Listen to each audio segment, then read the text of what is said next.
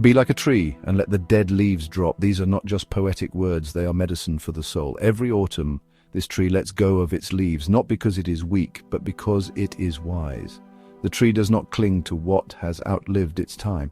Because it lets go, it lives to blossom again in spring. We, however, are not so wise. We hold on to what no longer serves us. Grudges that rot the heart, regrets that poison our joy, old wounds we revisit like sacred relics. We feed them, talk to them, let them define who we are. Master, what if that leaf is a wound left by someone we deeply loved? How do we let go of pain that feels so tied to love? Yusuf, that is the hardest leaf to drop, the one with memories still clinging to it. Let me tell you a story. A man once planted a rose bush in memory of his beloved, but the thorns cut him each time he tried to touch it. Still, he would not remove it. He believed the pain was a natural part of love. Years passed. The bush bore no flowers, only thorns. His hands bled, and still, he said, "This reminds me of her."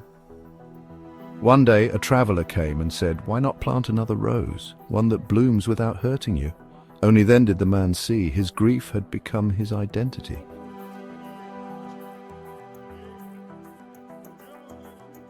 You do not honor love by clinging to suffering. Letting go of pain does not erase the love, it sets it free. But what if I no longer know who I am without these old wounds? I've carried them for so long, they feel like me. Bilal, imagine a mirror buried beneath mud. For years, it has not reflected light. The mud becomes part of what you perceive it to be. But clean away the layers, and the mirror shines again. You are not your wounds. You are not your past. You are the one who experienced those things, not the things themselves.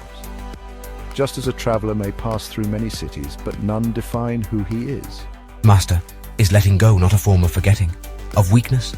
Doesn't it mean we're giving up? No, a mere letting go is not forgetting. It is choosing to be at peace. It is strength in its purest form. Look at the tree once more. It drops its leaves not because it is broken, but because it trusts. It trusts that spring will come again, that what is shed is not lost. It is returned to the soil, transformed. So I ask you now, what are your dead leaves? A grudge, a bitter memory, a jealousy left unspoken. A name you haven't forgiven. Look at it clearly, thank it for what it taught you, and then let it fall. This is today's lesson, my friends, not in ink or scrolls, but in the wind and in the tree. Be like a tree and let the dead leaves drop. If this video touched your heart, subscribe. It's inspired by the timeless wisdom in the 7-book Rumi collection by Dr. Farid Mostamand.